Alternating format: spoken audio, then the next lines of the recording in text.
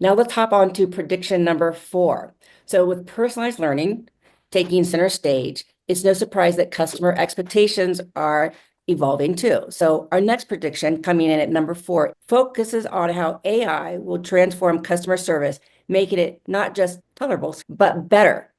Some say even delightful.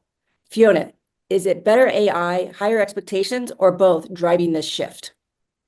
I think it's going to be a combination of the two. But I mean, I don't know about you. I mean, even just in the last few weeks, sort of going on to um, let's say it was a bank situation and I had a chatbot, I got a particular question I wanted answered and I go into the chatbot and it, it's scripted. And because I hadn't asked the question just quite right, then it kind of gave me an answer that I just didn't need or asked me another question that was taking us off into the wrong direction. So I think, that will start to be phased out because of what AI is capable of as it begins to be able to understand much more natural language and therefore is answering your specific question and in a conversational way. But it's also can be there if it is, because not everybody will want to have that chatbot experience. They'll want to talk to somebody, but sometimes that real agent is not able to answer all the questions, and therefore if they have AI available to them in the background,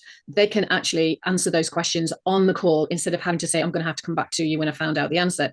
And what we've seen is, again, using AI and adaptive learning and that kind of thing, situations where for call centers specifically, and in customer service situations, you've got first time resolution is happening more often, so it's improving that. There's the shortening of those calls as well because they've been able to answer the question quicker, but also those NPS scores have gone up massively. So I think that is really where customer service is going to be improved using AI massively. And that's going to be exciting for all of us to actually have better customer service from that standpoint. And I like your point. It's not just about always just dealing with an agent.